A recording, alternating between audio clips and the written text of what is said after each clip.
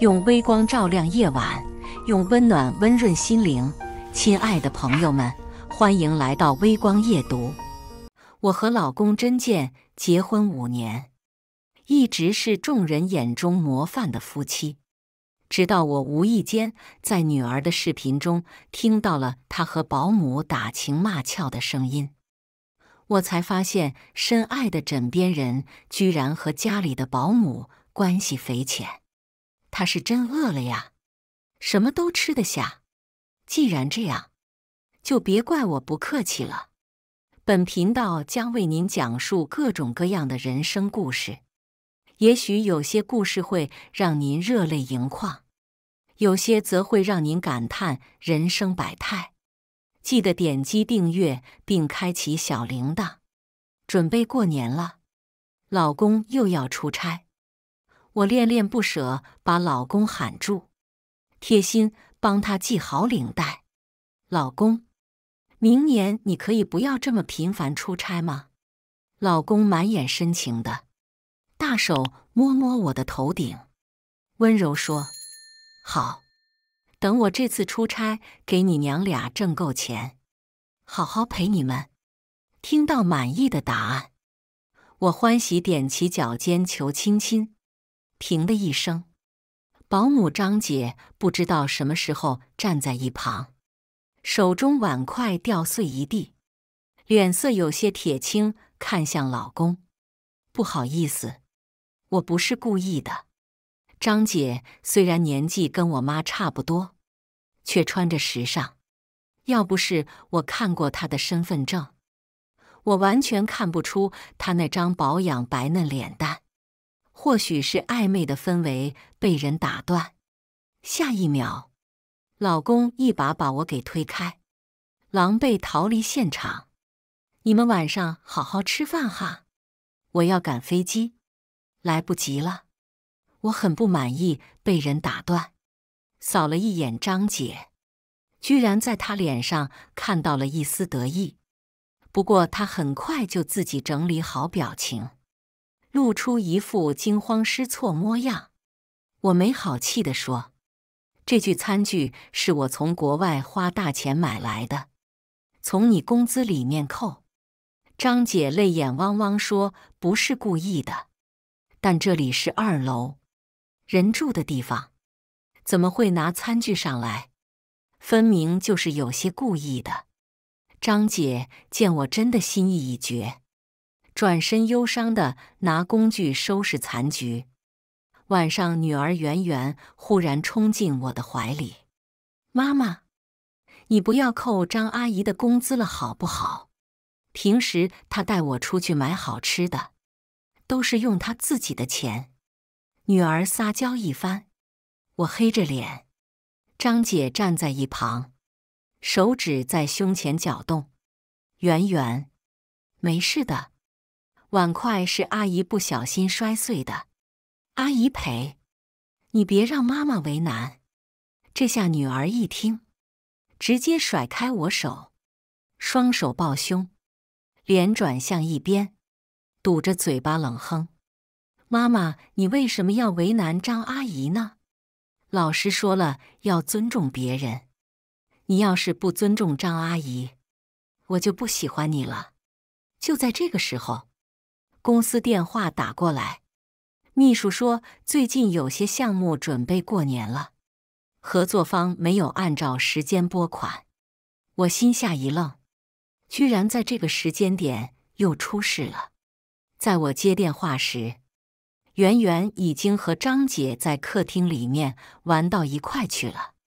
看着张姐逗小孩模样，我在想，我对张姐是不是我有些过分了？我平时工作非常忙，基本没时间陪孩子，老公一出差就是好几个月，因此圆圆都是由张姐带大的。圆圆平时跟张姐关系特别好，反而对我有些冷淡。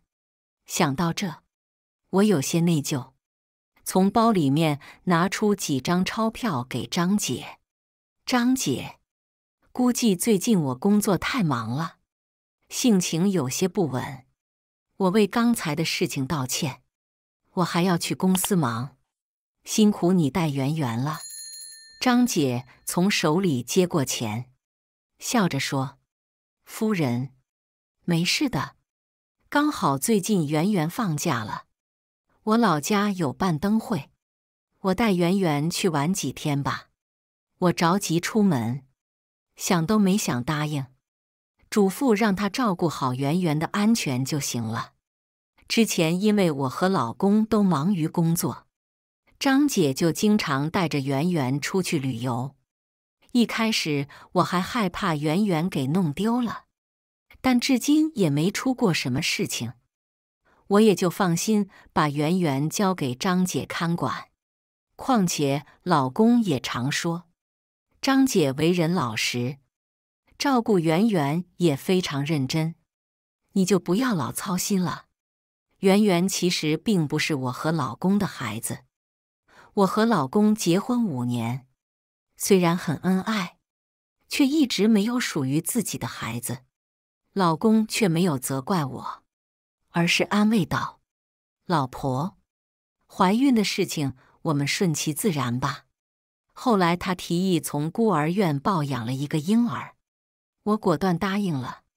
领养圆圆后，我就找了保姆张姐专门照顾她。圆圆离开家里的这几天，微信里张姐时不时跟我报备圆圆的近况。看到女儿这么开心，我也很欣慰，又赚了一笔钱给张姐，让他们玩好。往下滑去，是老公给我发的信息，短短几个字，没有再多。空荡荡的房子里面只有我一个人，我无聊刷视频起来。几分钟后，我刷到了圆圆的视频，她身在夜市灯会跳着手势舞科目3，满脸的开心，看得我都津津有味起来。到准备结尾时候，里面隐约传出一对男女打情骂俏的声音：“死鬼，有没有想我？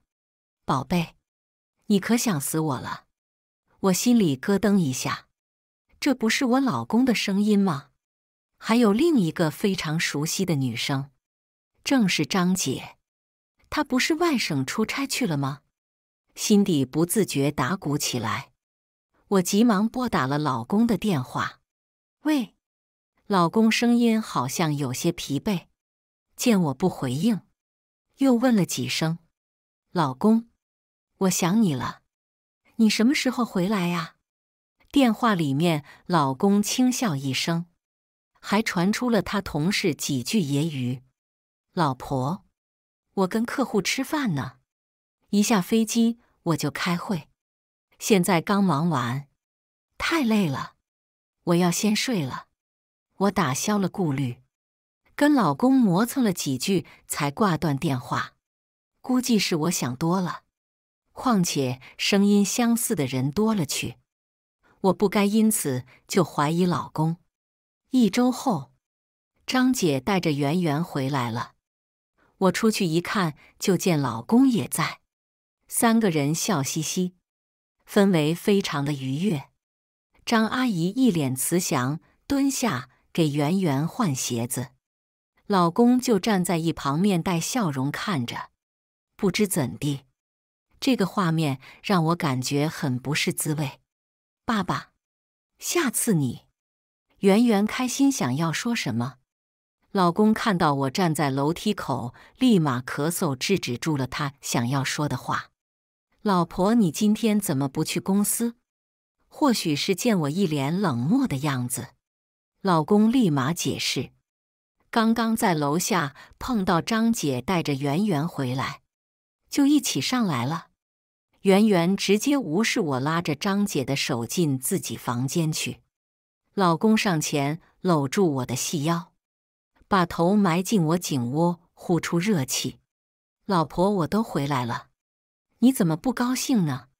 我跟你说，这回出差我可以在家待几个月，这回就可以好好的陪伴你和孩子了。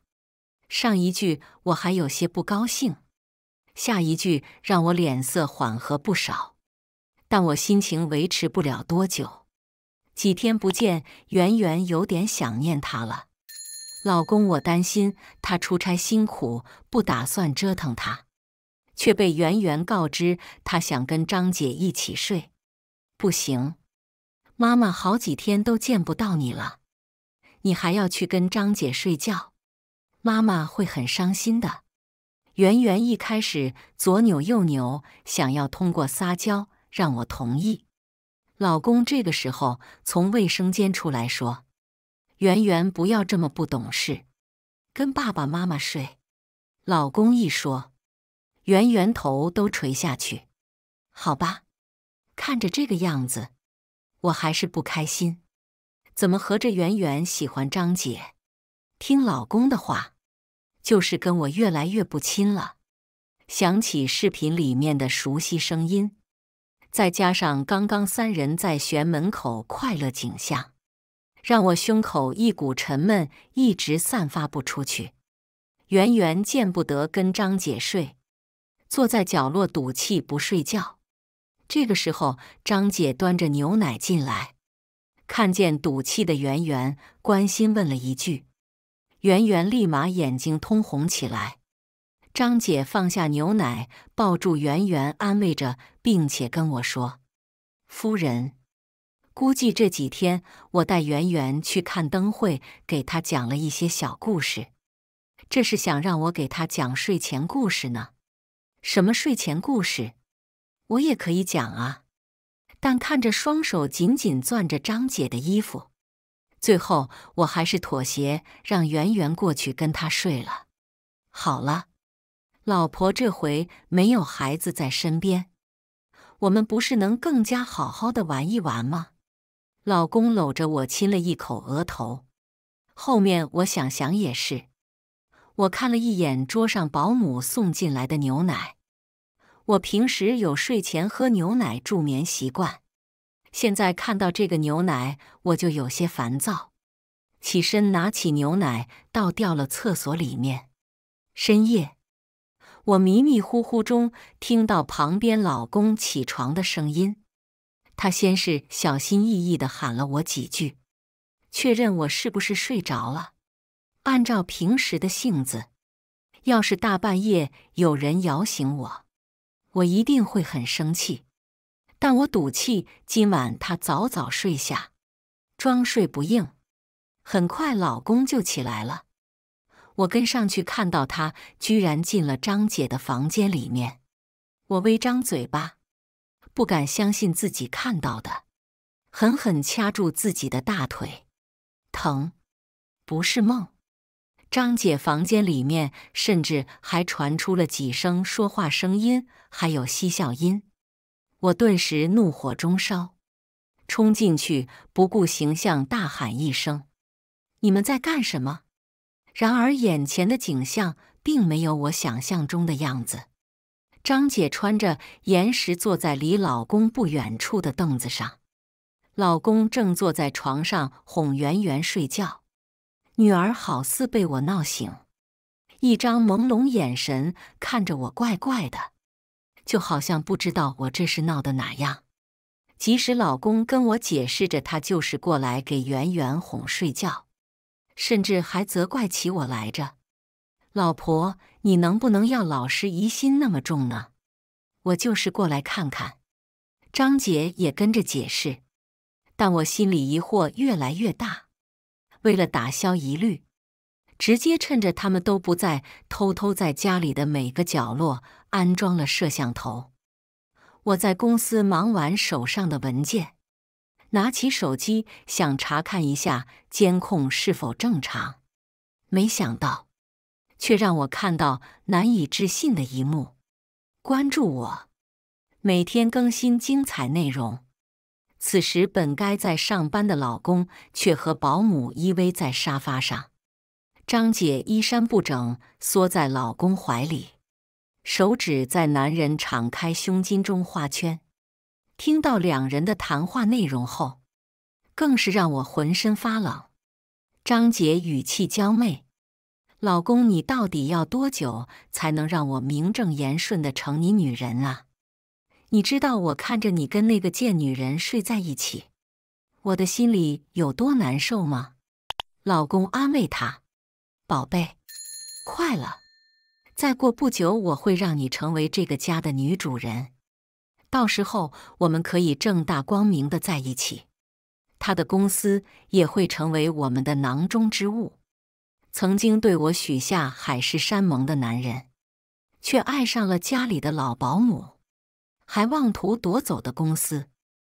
我气得我砸坏了最近刚买的限量款杯子，看着地上破碎的渣子，脑海不断思索着如何惩治这对狗男女。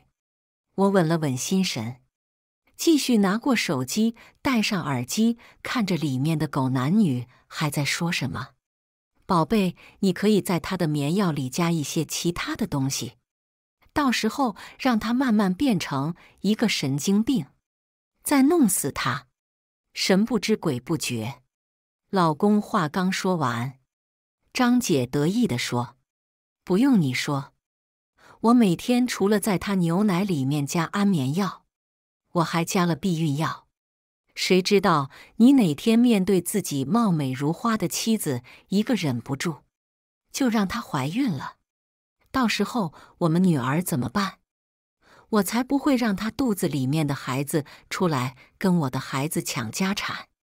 老公掐住张姐的下巴，暗骂她一句妖精之后，我就再也忍不住胃里的恶心看下去了，强忍着不适，把视频都拷贝下来，发给了我的私人律师，让他给我准备离婚协议书，花大价钱找了一个私家侦探帮我查一查关于老公和张姐的事情。不查不知道，一查实在是把我给吓了一跳。张姐和老公很早之前就认识了，他们是从一个贫民街道里面出来的。但是让我想不到的是，既然两人有对眼的时候，为什么当初真见他还要追求招惹我呢？我看着一张真见每次出去出差的时间点，张姐和圆圆都在场证据，根据消费记录来看还不低。律师看了我手上发给他的证据之后，让我稍安勿躁，事情还没有那么简单。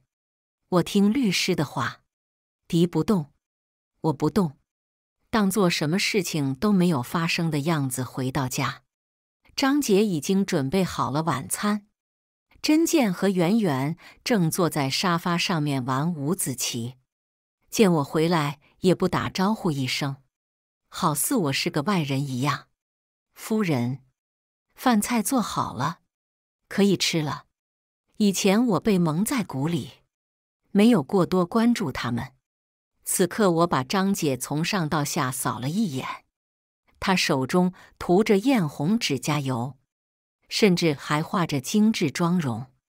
最后我视线停留在她手腕上那个翡翠冰种很好的手镯上，那个是我从消费记录看到甄健在南城买下好几十万的手镯，没想到现在居然戴在了这个女人身上。张姐，你这个手镯看着不便宜呀，按照你这个每月几千工资，看来你家底不差，怎么想到要做保姆啊？我坐在椅子上不急不慢地嗑家常起来。张姐拉下衣角，用手盖住了镯子，尬笑。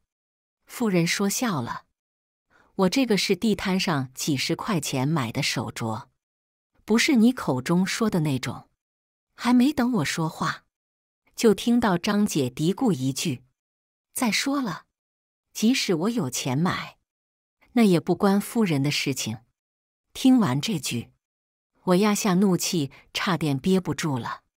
甄健甚至听到声响过来，说我看不得别人好。你就是大小姐生活过惯了，现在的很多东西仿真很真实的。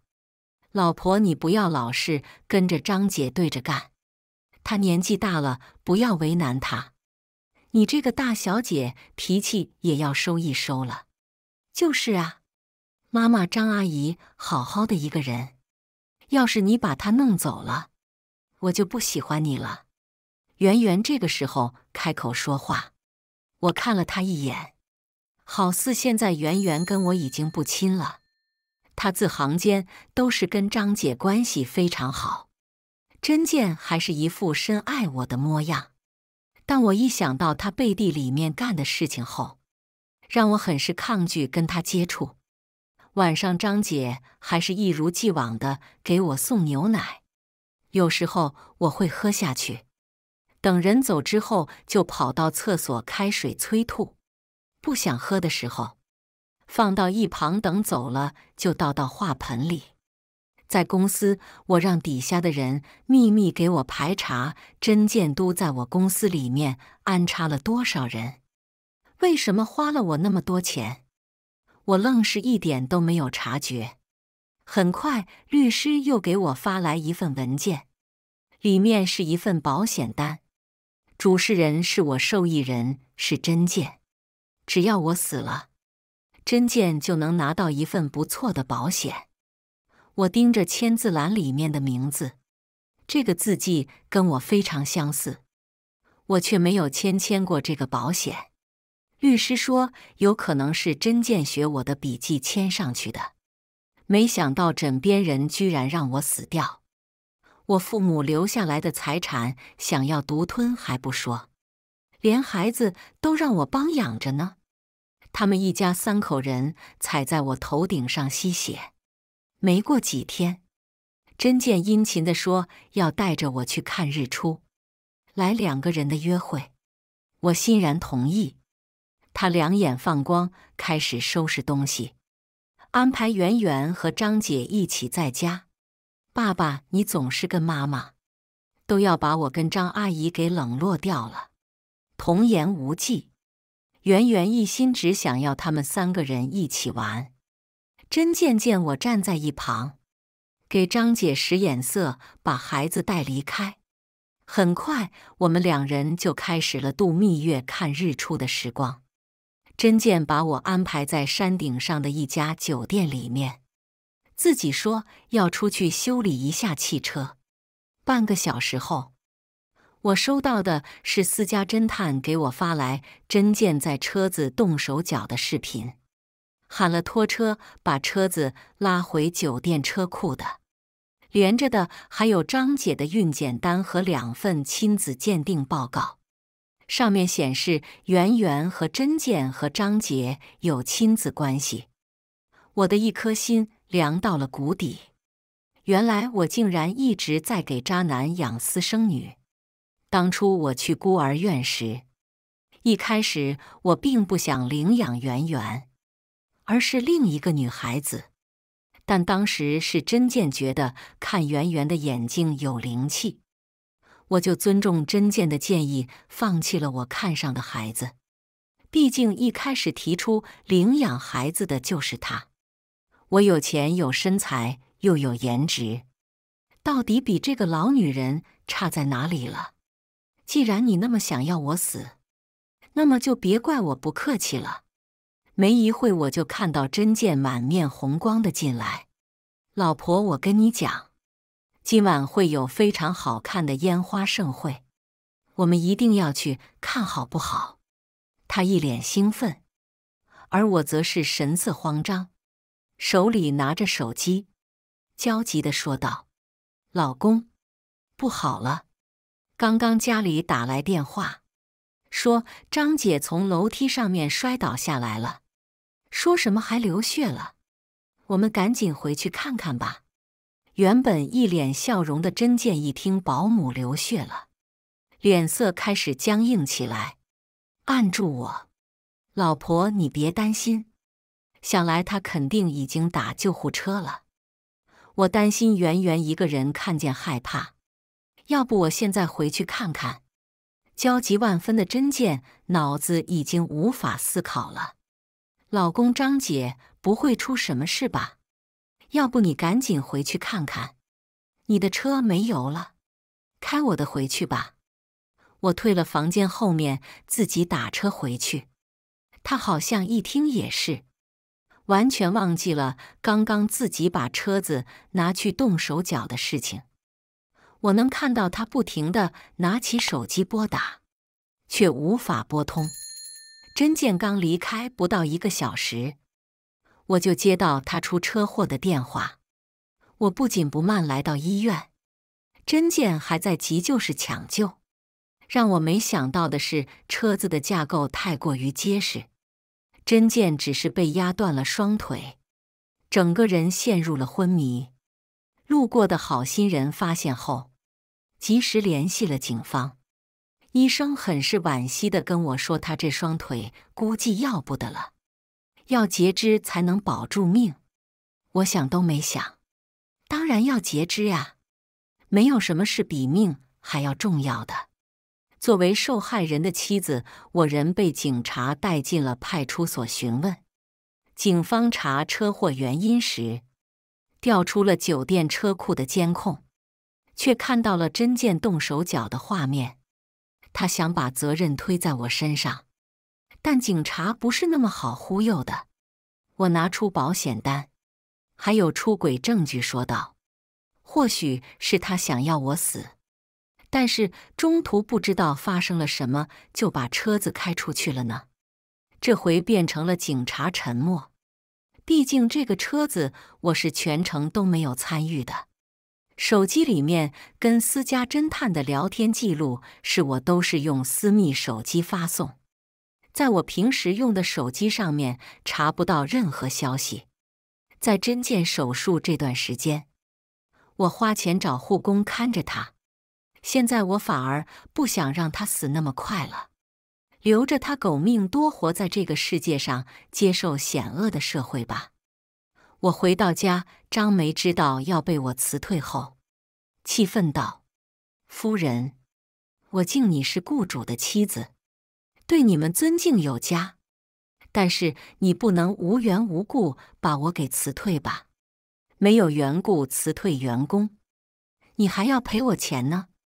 我劝你还是等先生回来了再说吧。”我扔下了一堆相片，冷笑道：“我觉得应该是你赔钱给我才是，我居然这么就被你们给设计。”张梅见事情败露，直接露出真面目，表情扭曲。呵呵，既然被你发现了，又怎么样？我怀的可是亲儿子，未来这个家的女主人，你即使挑破了关系，离婚你也拿不到任何的东西。我无语了，真是笑话。我父母留给我的财产，离婚肯定是归我的，管你一个老女人什么事情？张梅怒斥道：“你这个蛇蝎女人，这个明明是当初阿成靠自己努力创办的公司，是你夺走了他的努力。”在这一刻，我明白了，甄健除了骗我，拿我钱养别的女人之外，还欺骗别人说这个是他努力得到的财富，靠着我吃软饭，人脉是我给，钱财是我给。当初看到他追我能说会道那副鬼样子，我就应该留个心眼。我把张杰给告上了法庭，当场冻结了他的账户。我打算拿回这些年甄健给张梅的钱，但实在是太多了，他现在根本没钱还给我。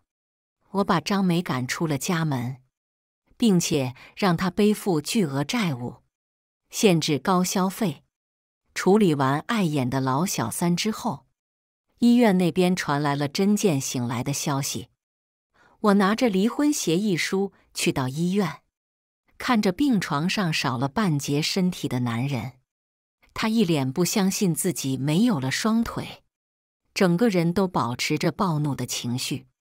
看见我进来，他一脸伤心地说：“老婆，你告诉我这个不是真的，我的腿不会没有的，我这辈子再也站不起来了吗？”我上前，露出最开心的笑容，告诉他：“对的，你的腿没有了，是我让医生给你截肢的。你想要了我的命，现在我只是要了你一双腿，已经很仁慈了，对不对？”甄健双眼瞪大，惊讶地说：“你在说什么？”我把离婚协议书扔在他面前，签了。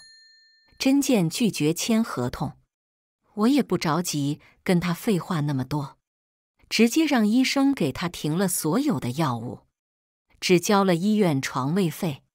麻药消失后，甄健痛不欲生，让护工喊我过去签字。曾浅，我口心自问，对你掏心掏肺，你就是这么对我的吗？甄健不断唾弃我的行为，我不愿意等，就要转身走了。他急忙的就把字给签了。曾浅，要是我还有重来的机会，我一定不会放过你的。我转身笑着对他说：“你没有这个机会了。”一段时间后，我拿到了离婚证，甄健净身出户。我还把他甄健私底下挪用公款的证据交给了警方，同时把张梅想谋杀的证据也一并提交。这些铁铮铮的证据够他们在牢里蹲很多年了。圆圆在学校住宿，周末才回家，看到自己喜爱的张阿姨和爸爸都不在了，趴在地上跟我闹腾要爸爸和张阿姨，不然就不从地上起来。我不要妈妈，我想要张阿姨跟我玩。妈妈你给我吧，张阿姨给我喊回来。我冷眼看着他，这个就是小小年纪就知道真相，却还是一起演戏的小恶魔。当初领养他，把他当作自己的孩子看待，吃穿用度没有哪一样是亏待他的，现如今就是这么对待我的。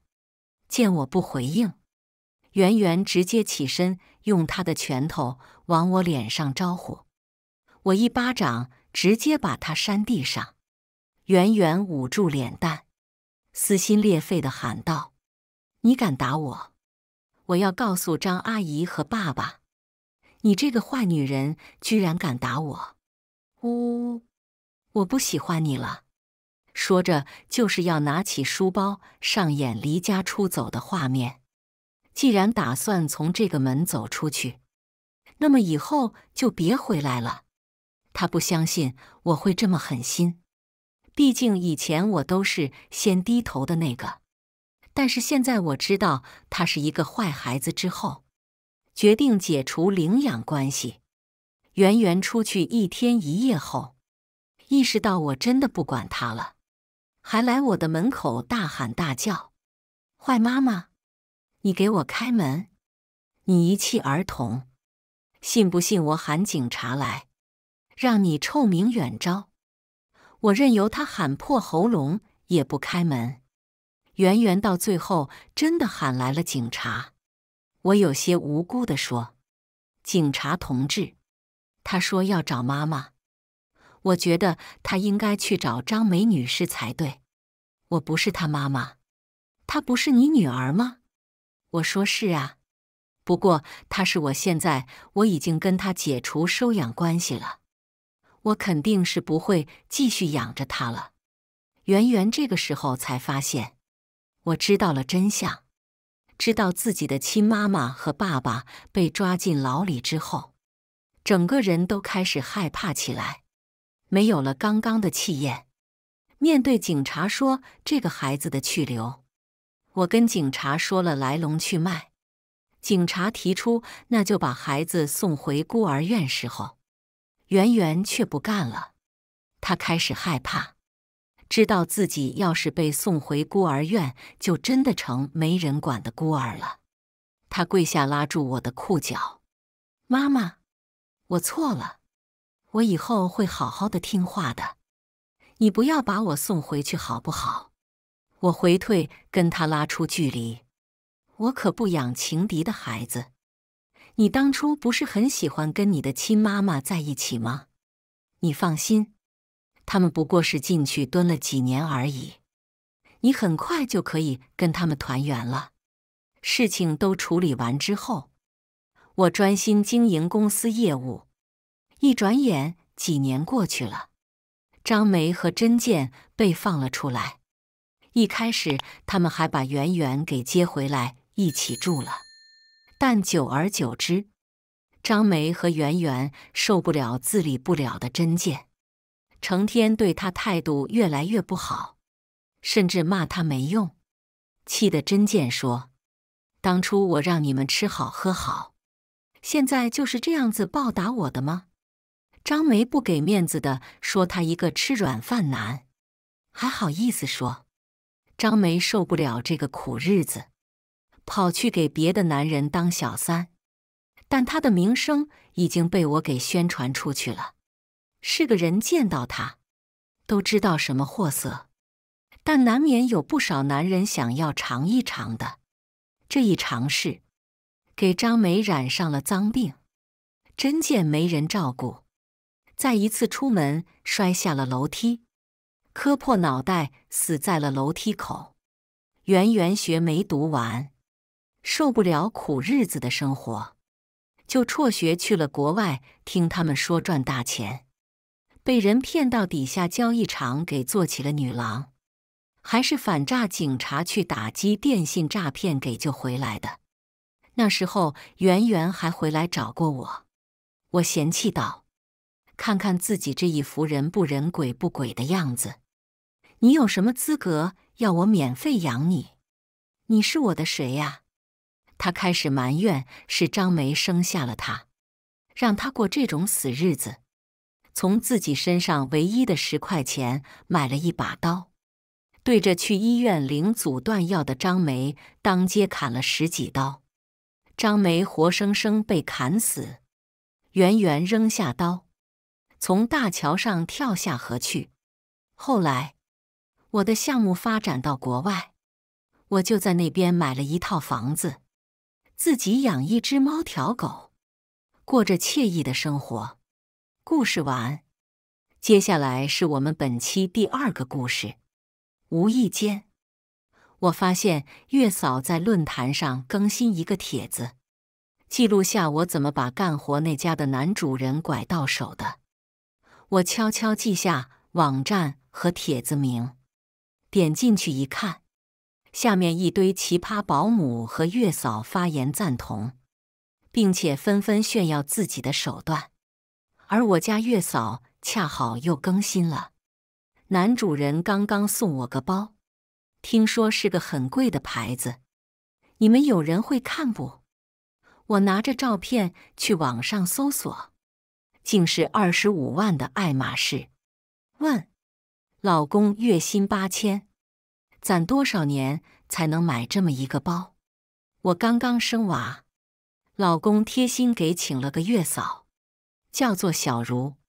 可自从她来了后，我儿子经常吐奶、发烧，我也因为堵奶而胸部发炎。还有，他在家除了带孩子，完全不做一点家务，月子餐还要我自己爬起来做。我忍无可忍，想要辞退小茹，偏偏老公在出差。我妈也说我事儿多，人家月嫂就是只照顾小孩的，可她孩子也没管好啊。我儿子经常生病，前几天身上出红疹，难受得哇哇大哭，把我气得不行。于是，我仔细观察几天，发现他把小孩衣服跟大人的衣服一起洗。我说了他还不高兴，还跟我说之前的主顾多么大方开明，嫌我管太宽。他还说自己一直这么洗，都没看人家孩子出事。我家孩子事儿怎么那么多？说我儿子体质就是不好，就该以毒攻毒，多长几次红疹就没事了。给我气的，我暗自下定决心，要好好调查小茹，把她的问题1、2、3、4、5的列出来，到时候摆在我妈跟老公的面前，必须换人。结果这一注意，就发现了更多的问题。那天，小茹趁着我儿子睡觉，整个下午也跟着在睡。醒了后，看到我坐在一旁，也当没看见，慢悠悠地摸出手机来玩，还一边玩一边发出意味不明的笑声，偶尔翻个白眼。我总觉得他聊天的内容和我有关，说不定在骂我呢。所以等他丢下手机去洗澡的时候，我鬼使神差低头看了一眼，正好看到他在论坛上更新一个帖子，记录下我怎么把干活那家的男主人拐到手。我心里猛地一突，觉得很荒谬，又忍不住心惊。于是我直接回到自己的房间，开始搜索这个论坛和他的帖子。小茹的帖子在论坛上还挺火的，一下在置顶找到了。第一句话就是之前的那个老头子被我炸了一套房，我把房子卖了300万，现在又找到新的主家，新男主人长得不错，就是收入不咋地。我被美色所迷，还是决定留下来。我气得浑身发抖，继续往下看。这家的孩子太吵，烦死人。不过我有小妙招，只要他一哭，我就拿去给黄脸婆喂奶，孩子立马不哭了。我可真是个小机灵鬼儿。啊呀，那死孩子吃太多，老是吐奶。黄脸婆看我的眼神都不对了，她图省事，每次我儿子闹就找我来喂奶，导致我儿子吃太多都吐了。我现在才终于明白过来，真是个畜生。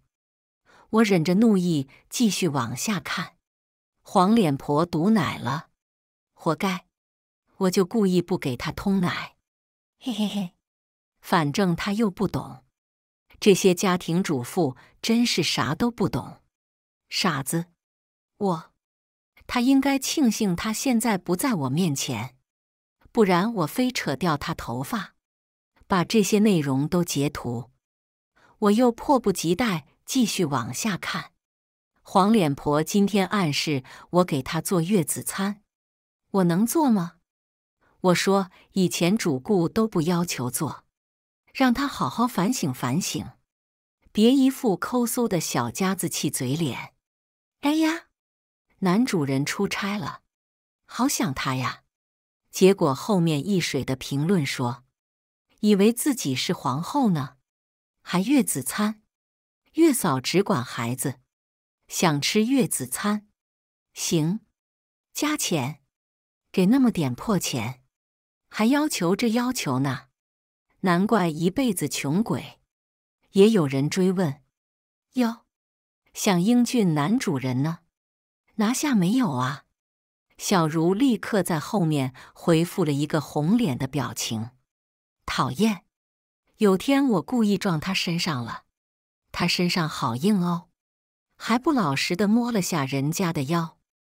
这些已婚男真的好懂。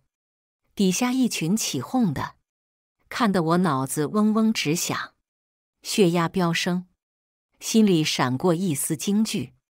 顾运成不会真和小茹有什么吧？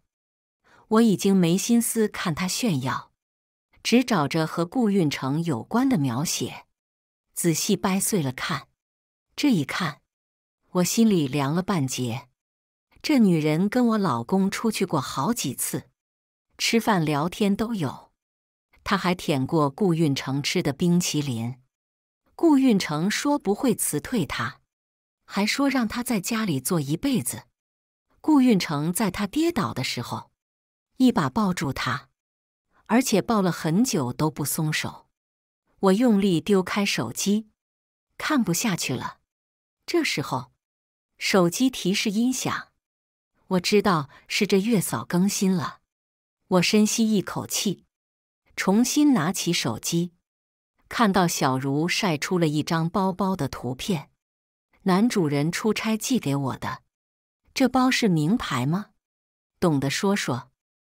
我下意识用图片去网上搜索，竟然是爱马仕。我疑惑了，顾运成月入8000，出手给他买20几万的爱马仕，他舍得。我强压怒气，把这个图片发给顾运成。这个包好看吗？我想要。顾运成的回复很快，假的。然后人又失踪了，我有些恼火，于是故意找茬。今天出差能回来吗？本以为他不会回复，结果晚上他发了一张机场照片，10点到家，竟比预计的日期提前了3天。我想，总不会是因为我吧？我跟顾运成是相亲结婚，本来感情就不多，只是搭伙过日子。平时他话都跟我讲不了几句，为了我心急火燎赶回来，打死也不信，所以就只可能是为了小茹。我的心沉了又沉。果然晚上顾运成到家，小茹就嗲嗲地蹭过去接他的包。顾运成可能发现我在冷眼看他，躲开了小茹的手。谢谢。不用。我遗憾地收起早准备好拍证据的手机。当初可是有协定的，谁婚内出轨就净身出户，等拿到具体证据，就将这渣男扫地出门。我跟儿子一起过。呵，下一刻，顾运成过来拉着我的手拖进房间，卧室门被砰地关上。我余光只来得及看了眼小茹错愕愤恨的脸。我道：顾运成，你干嘛？不会是想打我吧？眼前一黑，屋内关灯，顾运成直接凑过来将我亲猛了。等反应过来的时候，灯重新打开，门也开了。他走出去，正在客厅同小茹温柔地说话：孩子今晚我们自己带，你早点睡，还早点睡。我摸着被亲肿的唇，愤愤不平。合着不舍得小茹带孩子，就活该我这黄脸婆带。他要敢让我带孩子，我就能跟他干仗。我都摩拳擦掌准备好了，结果顾运成抱着孩子回到房间，亲自开始哄，还一直盯着儿子小脸看，似乎总也看不够。我冷笑，原来如此，老婆是外人，儿子是自己的。我翻身上床睡觉，不管他，反正我们经常是这样，没有几句话，各过各的。不知道过了多久，我迷迷糊糊觉得身边多了个暖乎乎的大暖炉。过了一会儿，我被暖炉紧紧抱住。第2天醒来，顾运成已经走了。我掐着被子，脑子有点懵。顾运成到底和小茹有没有私情？这时候，外面响起交谈声，我听着觉得口音陌生，迅速起床查看。推开门，发现一个陌生的中年女人在带我儿子，而小茹黑着脸在旁边打扫卫生。我奇怪地问：你是？中年女人殷勤道：我是顾先生请来的新月嫂，我姓刘。我点点头，看向小茹：你怎么还在？小茹脸色一下青了，不情不愿道：没看我在打扫卫生吗？我现在是保姆，气焰比我这女主人还高，那我能让她嘚瑟？便说：我饿了，做个4菜1汤吧。她瞬间火了，大早上的吃这么好也不怕胖。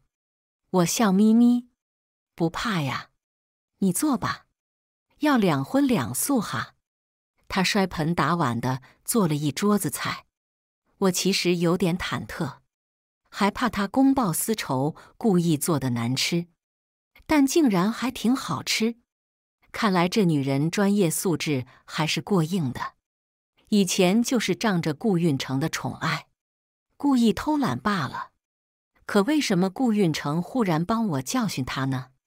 为了弄清楚真相，我继续蹲在他的帖子下等更新。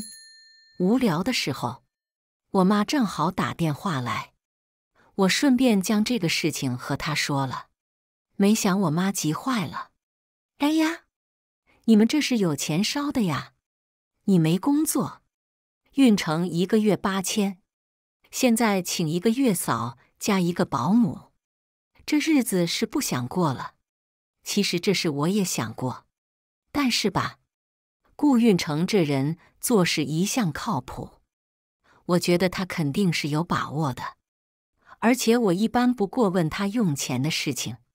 确实如我妈所说，我没赚钱，也不太好意思对他的钱指手画脚。我犹豫道：他应该有自己的道理吧，又不是我的钱。我问起来没有底气。我妈道：过日子不是这样的，就算你没赚钱，但是你操持家里呀。夫妻2个过日子就是要相互参与扶持，说不定你过问了，他反而觉得心里热乎呢。我迟疑：真的吗？我妈喝道：你懂还是我懂？那我试试。纠结了好久，我终于鼓起勇气打给顾运成，这次就没有上次那么理直气壮了。我正想着怎么迂回谈这个事，顾运成倒先问道：小茹干活还偷懒吗？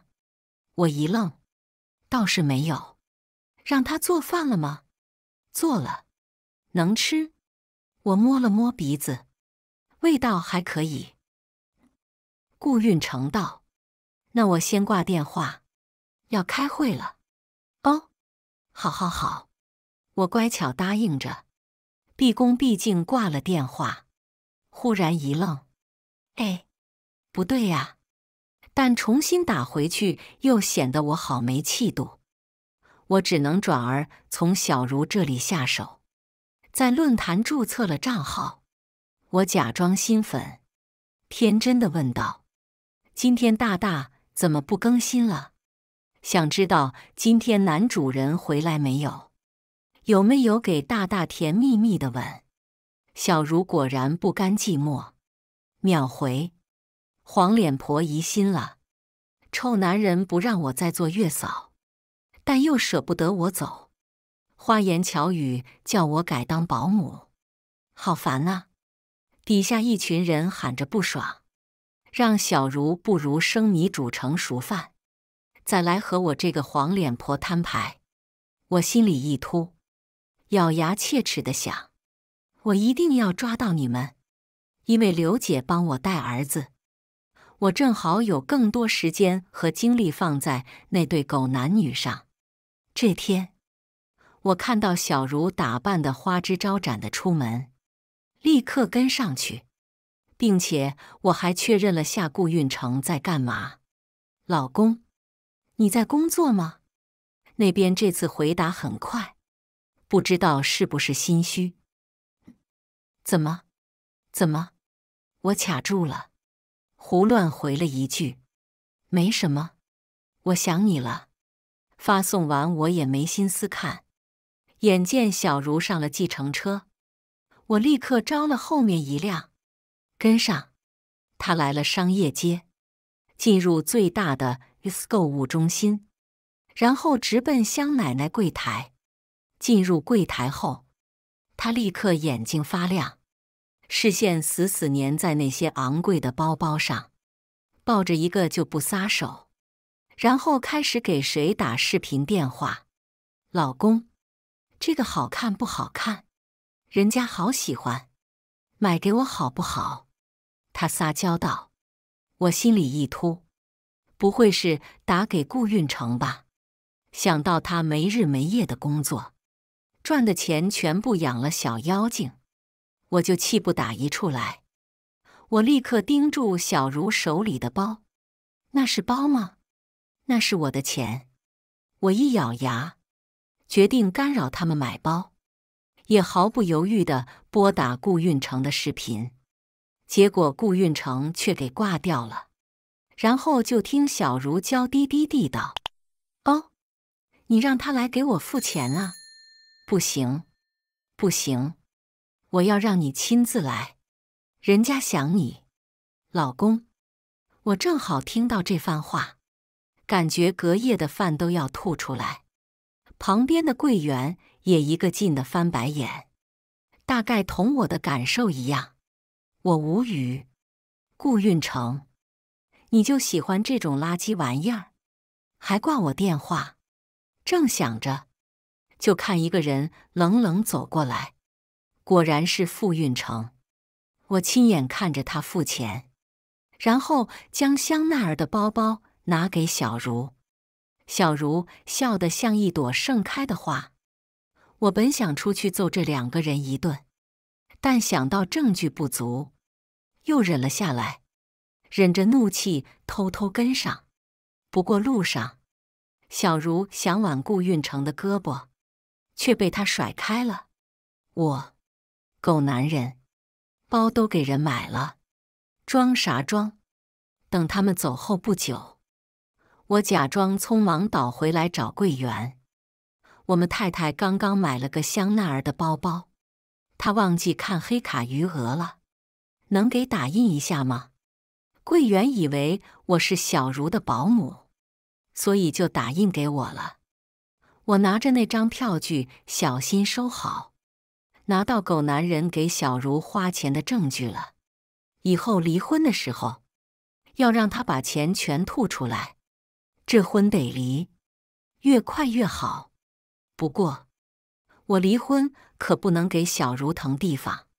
我就算要走，也不能让小茹这么轻易进顾家的门。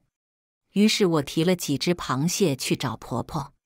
婆婆看到我本来有些不高兴，但看到我手里的螃蟹，立刻眼睛亮了，喜笑颜开地接过来。哎，来就来吧，带什么东西？今天别走了，中午我们吃香辣蟹。哎，我跟我婆婆并不亲，因为当初和顾运成相亲的时候，我婆婆并不同意亲事，还干过问我多少钱才离开她儿子的事。我当时直接说了1个亿，让她闭了嘴。总之就是心里膈应，这也是我宁愿顾运成请保姆，也不让他插手带孩子的原因。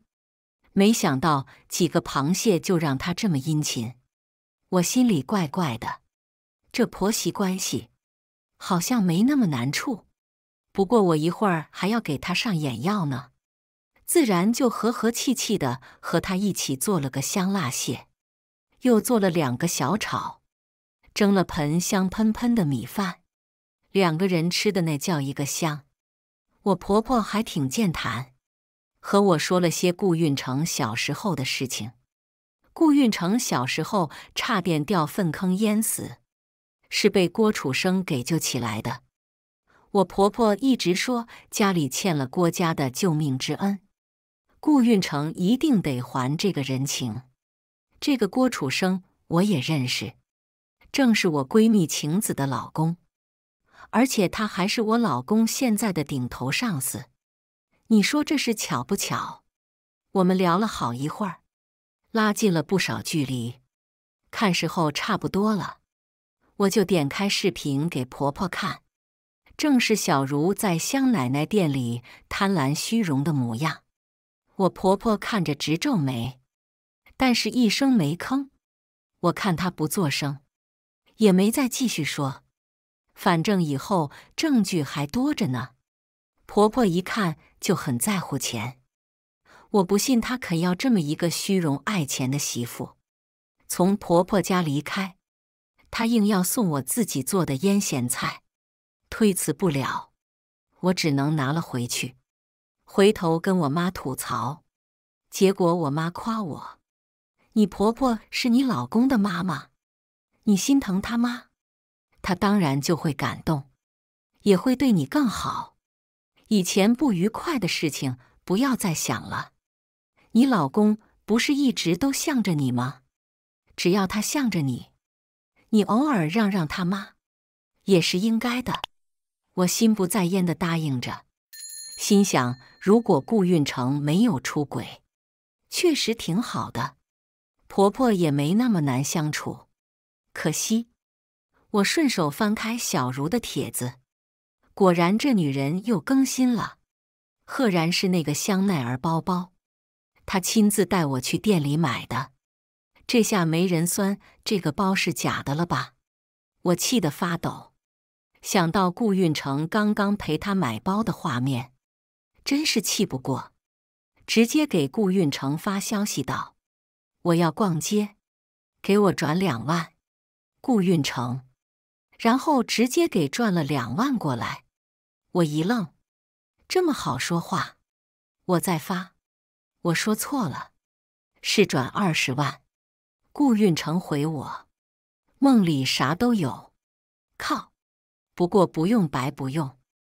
我拿这2万给我儿子买了几千的奶粉和衣服，剩下的存我小金库里。反正小茹买多少钱的东西，我就找顾运成要多少钱，能收回一点算一点。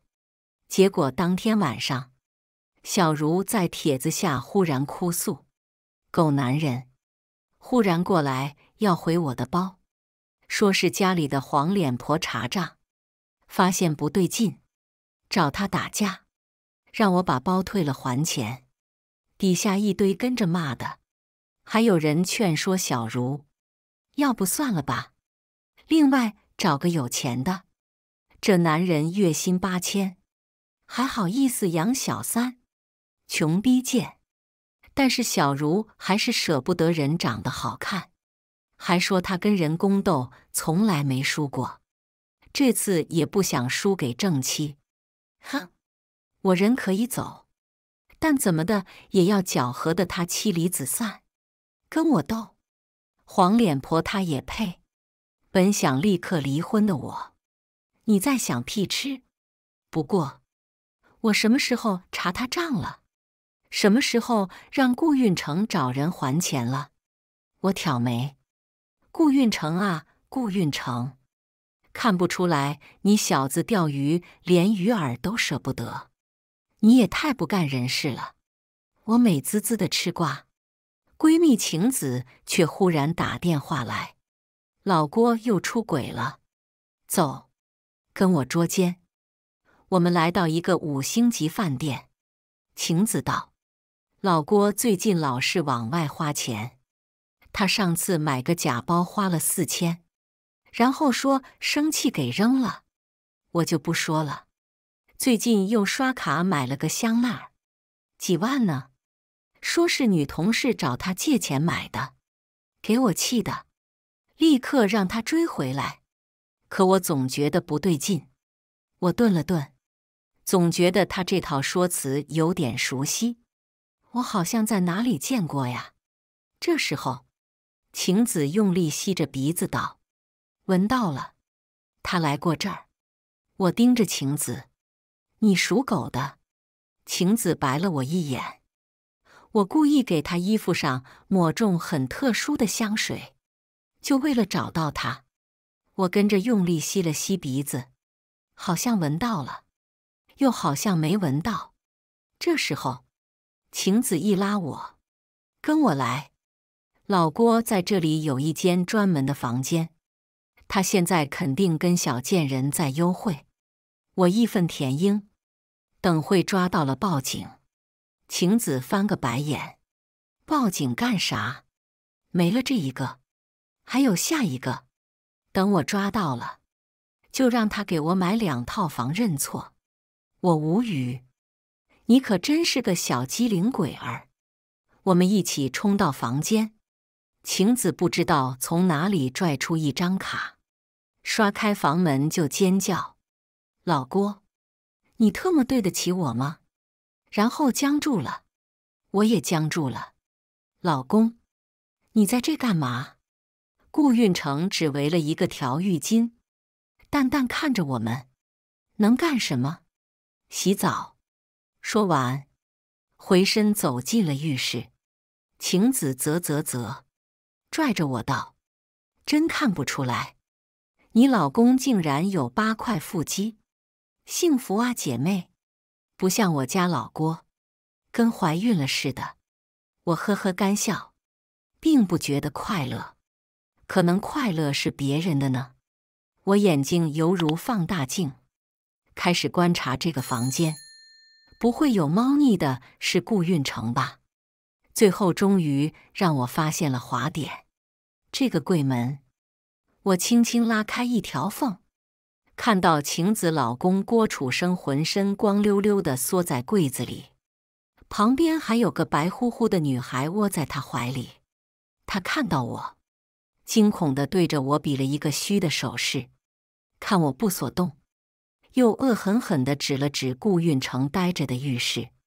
我明白了，他是拿顾运成的工作威胁我呢。我眼珠子一转，拉着晴子往外走，一边道：“我说你多心嘛，原来你说的小三是我老公。”晴子没好气道：“也不是不可能，等我们一出去，我才和晴子说了我看到的。”晴子很有义气地拍着胸脯道：“没事，老郭肯定没尽兴，他拉你老公救急，等你老公走了，他们肯定继续，到时候看我不敲死丫的。”我满意点头，并且握拳打气：“加油，姐妹！”晴子大手一挥，顺便再敲他5万。你不是看中了那个五花手链吗？姐姐给你买。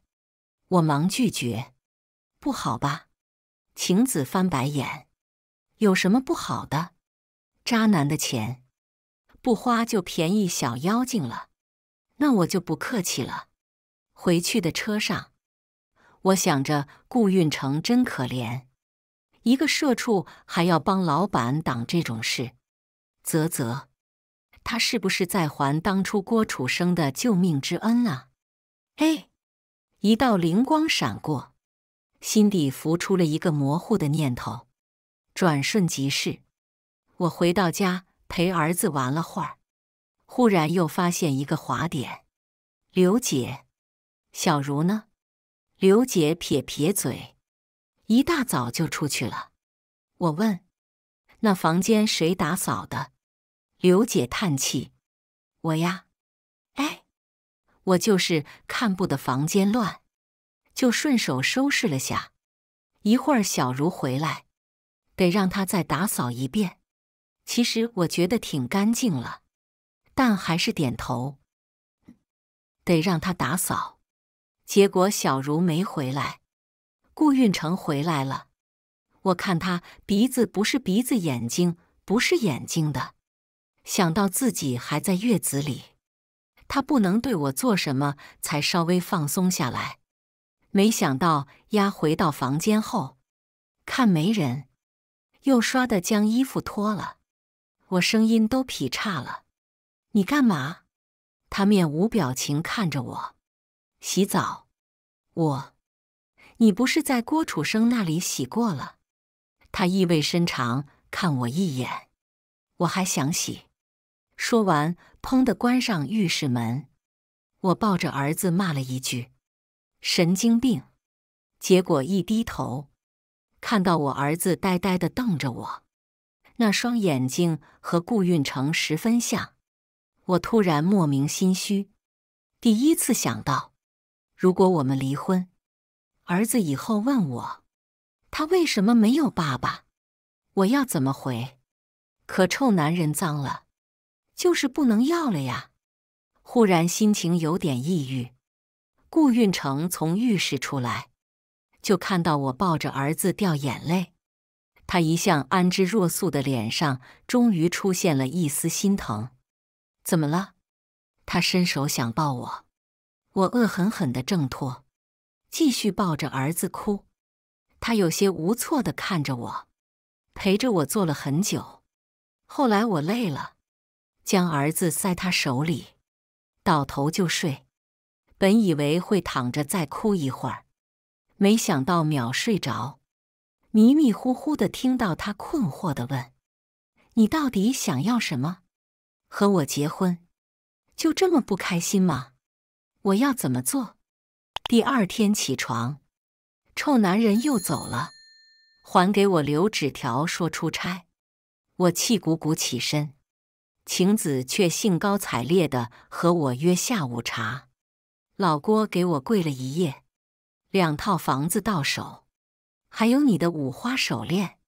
出来逛街，姐姐亲自给你买。我瞬间觉得春暖花开。有什么坎是一条5花手链过不去的？如果有，那就2条。1个小时后，我跟晴子手腕上一人1条5花，我的是红玉髓，她的是蓝色的。我又屁颠屁颠跟着她去米其林餐厅喝下午茶，顺便欣赏她的房产证，羡慕的眼睛发红。忽然手机响了下，我一低头，看到顾运成给我转了20万，茫然想了一会儿，才想起来，之前找他要20万，他让我去做梦来着，怎么忽然又给了？不会正做什么对不起我的事情吧？心虚，于是熟练地翻开小茹的帖子，跟男主人一起出差，要去洗温泉。到时候我就将自己给他，让他知道我和黄脸婆的天壤之别。附图是小茹的一张自拍照，手里的爱马仕假包占领 C 位，而一只手正模糊地揽在她腰上。顾运成说出差，原来是和小茹去。我大脑一片空白，才发现之前只是小打小闹，可能潜意识里面一直觉得不是他，或者说他一时糊涂，很快会悬崖勒马。毕竟当初一定要结婚的是他，要孩子的是他，爱家爱孩子的也是他，他的那些喜欢难道都是装的？我心里渐渐空了一个洞，我心情一下跌倒谷底，怕影响晴子心情。我说去找我妈，她不疑有他，送我到我妈楼下。我站在门口，正好看到我妈被看护送回来。我一惊，妈，你怎么了？我妈道，哎，人老了，前天从楼上摔下来，运成送我去医院，还找了看护。我看自己没什么大事，就没让他告诉你。我忙将他扶回家。当初让我下决心嫁给顾运成，也是因为我妈。那时候我妈乳腺癌，而且位置很麻烦，到处求爷爷告奶奶也不同意给开刀。后来顾运成知道了，亲自去请一位专家，据说还在雨里等了专家很久，最后专家才给同意给我妈开刀。那时候我感动得不行，甚至觉得以后不管顾运成变得多么坏，我都会记得他那时对我的好。这时，我妈又指着家里的床给我看，我摔伤了，运成怕我不好起夜，你看，他给我新买的这个床，电动的，按一下就可以卷起来，还可以帮助我翻身。哎，他呀就是不爱说，但总是默默付出。我鼻尖有些发酸，会不会是我以前对他关心不够，他才会被小茹迷惑？妈，我还有事，过几天再来看你。你有事给我打电话哈。我匆匆起身，走出小区，立刻给顾运成打电话。可是那边一直没有接听，我一遍遍地拨打，却一直无人回复。我的心凉了半截。算了，就这样吧，也不用他净身出户了，我自己带着孩子走。回到家里，我茫然地愣了一会儿，就开始打包行李。也不能去我妈家，她还在生病。我给晴子打了电话，晴子，我要跟顾运成离婚了，能不能暂时在你家住几天？晴子痛快回应：行啊，你来吧。该死的老郭又去出差了，我正觉得家里寂寞呢。临走我犹豫了下，还是带着刘姐一起去了。毕竟我一个人搞不定儿子，刘姐跟着简直不要太轻松。等到了晴子家，晴子抱着我儿子，跟玩玩偶一样拼命团。我看不下去了，忙将儿子从他手里解救出来，交给刘姐。晴子这才顾上关心我：你跟顾运成怎么回事？他出轨了。我实在没心情将他干的那些好事再说一遍，直接打开论坛，将小茹的那个奇葩帖子给晴子看。晴子开始还愤愤不平地骂顾运成不是人，但后面却越看越沉默。我不爽了，这个闺蜜怎么回事？怎么不帮我骂臭男人？我戳了晴子一下，提醒道：你说话呀。晴子的表情有点一言难尽，又有些欲言又止。你有没有觉得？有没有发现？忽然，手机叮咚一声响，我心头一沉，一把抢过手机，咬牙切齿道：肯定是那贱人搞定我男人了，特么，他们就应该被送去陈塘。结果却不是的，而是一个黑客爆破了小茹的帖子。黑客贴了一张图道：这女人非法交易，买卖双方都已经被有关部门拿下，也不知道他们的家人会不会去接。我脑子嗡的一声，瞬间无法呼吸。天人交战后，我猛地站起来，看着晴子坚定地道：我去接她。晴子面色有些古怪：那我跟你一起去吧。我满是感激地用力抱紧她。谢谢，晴子。你可以晚点谢的。等我们到了那边的派出所，已经是第二天中午了。一眼就看到小茹缩在角落里，竟然在吃泡面。她怎么还有脸吃泡面？我跑过去，对着她的脸就狠狠一巴掌，泡面泼了她满身满脸。她满脸茫然地看着我，忽然眼底惊恐的紧缩。我冷笑：知道怕了，你这个狐狸精，勾搭人家男人，我不会放过你的。出去了，给我等着。这时候派出所的人来了，看了眼小茹，就道：把和他一起的带过来。接着我就看到了顾运成走出来，我眼眶一酸，心里那个恨啊，恨不得吃了他的肉，啃了他的骨头。我也真这么做了，跑过去狠狠挠了他2下，又一口用力咬在他肩膀上，然后我吼得整个派出所都听到了：顾运成，我在家里给你养儿子，你在外面给我养小三，你对得起我吗？顾运成看着我，不但不生气，竟然缓缓地勾起了嘴角。该死的，这人是油条啊，还不知道悔改。正当我准备扑过去咬死他的时候，一旁的派出所同志说话了：那个女士，出事的不是他，他是来赎人的，和李小茹发生关系的是这位。我闻言一愣，顺着派出所同志指的方向看过去，却看到郭楚生在那里瑟瑟发抖。我出轨？你小脑袋里瞎想什么？顾运成嘲讽全开，看傻子一样看着我。我只恨我不是兔子，不能挖洞遁地逃走。这时候，晴子似笑非笑走到郭楚生面前。郭楚生畏缩地叫了一声“老婆”，接着我就见证了什么叫做家庭暴力。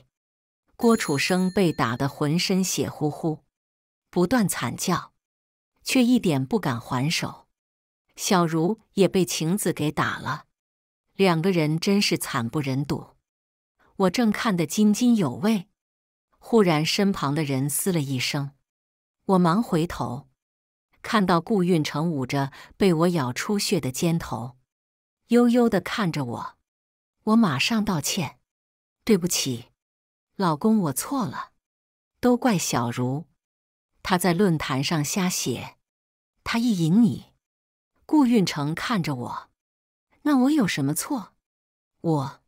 对不起，我会好好照顾你的。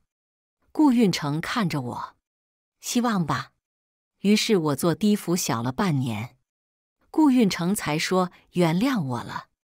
那天我从腰酸背痛中醒来，咬牙切齿，呀，真是不省力气，把我当田一样犁呀，就为了咬的那口，至于吗？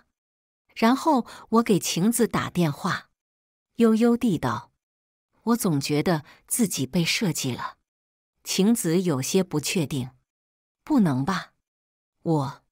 哼，番外，我叫顾运成，我家其实不但不穷，还非常富有。我妈年轻的时候嫁过3次，在这些不同的家庭里的经历，导致了我的心思一直比别人复杂。我想，我应该不会真心爱上什么人了，直到遇到我老婆。她是一个一眼能看到底的人，只有在她身边，我才能安稳地睡着。于是我想，就她了。我妈并不喜欢她，但是不重要，因为我妈在我的生活里也只提供了钱，并没有给我提供任何的感情，所以我只是一件件列数她对我的缺失，她就受不了的投降了。那天我看着天空想，幸好我老婆不知道我是这样的人，不然她一定会害怕吧。不过我妈虽然服软了，其实依然不喜欢我老婆，所以我告诉她，没事不必去见我妈，她是个小怂包，一直记得婚前我妈欺负她的事情，所以乖乖的，就真一次没去。她很听话，我说想要个孩子，她就开始期待孩子的诞生。我一直觉得婚姻生活很美好，直到有次听她和闺蜜聊天，才知道，她原来对我并没有多少感情，不过是相亲认识的，能有多少感情呢？她要是一个月给我10万，我能伺候小3坐月子。嘿嘿嘿，她没心没肺的话，刺痛了我。我于是想，是吗？不一定吧。这时候，郭楚生来找我，想让我帮他一件事。他喜欢上了一个小姑娘，但是害怕家里的母老虎知道。对了，他家的母老虎就是我老婆的那个闺蜜晴子。我想到晴子当时怂恿我老婆的样子，于是道：“可以，我帮你打掩护。你给我多少钱？”郭楚生嘶了一声：“你从小到大从我这里骗了多少钱？你还那么会投资？现在的存款比我们老总还多吧？”我面无表情地看着他：“那不是你欠我的吗？明明是你把我推下粪坑，还因为害怕逃走。要不是我自己爬出来，已经变成冤魂找你索命了。”郭楚生捂住了我的嘴：“10万，1个月，行吗？”我眯了眯眼睛：“行。”我将小茹带回家当了月嫂。其实我知道，她很喜欢在论坛上炫耀自己的手段。郭楚生那个蠢货，被人耍了还不自知。哦，小茹最近的帖子有点意思，我期待老婆能看到那个帖子。果然，她发现了，忽然给我打电话，说让我早点回来。她以前从来不会这样的，没心没肺，好像有我没我都一样。所以她一给我打电话，我就忍不住立刻赶回家。见她用水汪汪的眼睛看着我，忍不住想亲亲她。后来很多次，她都误会我跟小茹的关系，我却发现她没有很难过的样子。我忽然心里一阵疯狂，想要狠狠欺负她，但下不了手。她是唯一我不想伤害的人。我想，或许相敬如宾过一辈子也可以。是不是我太奢望太多了？直到那天我看到她哭，才知道她并不是一点不在意。于是我准备下一剂猛药。郭楚生和小茹在洗浴中心的事情，是我报的警。他爸妈拜托我治治他花心的毛病，我准备当一次好人。最后，我老婆哭着跑来，明明恨透了我，却还肯来接我。她心里有我。被她咬的时候，我一点不觉得疼，只觉得甜。不过，我看她满脸愧疚的样子，又忍不住让她签订了不平等条约，让她对我好一点，再好一点。不过，最近我发现她好像明白了点什么。